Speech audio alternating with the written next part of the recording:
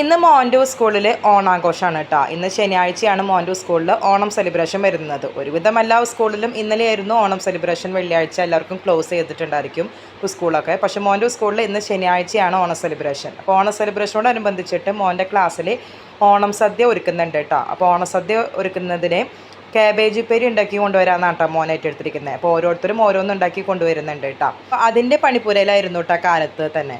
പിന്നെ ഇന്ന് ശനിയാഴ്ച ആയതുകൊണ്ട് കാലത്തെ സ്പെഷ്യൽ എന്ന് പറയുന്നത് ദോശയാണ്. ദോശ, ചട്നി, ചമ്മന്തി, സാമ്പാർ അതൊക്കെയാണ് കേട്ടോ.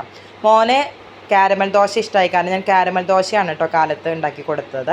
നെയ്യ് തടവി അതിൽ പഞ്ചസാര തൂക്കിയിട്ട് കാരമലാക്കിയിട്ട് കൊടുക്കുന്നത് ഭയങ്കര ഇഷ്ടമാണ് കേട്ടോ മോനെ.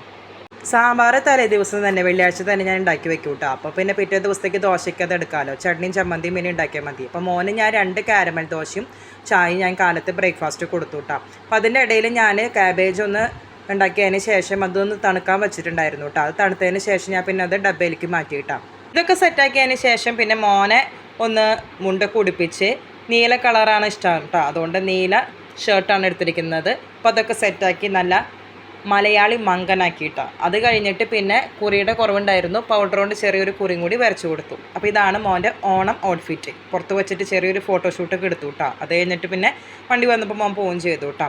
അപ്പം ശരി.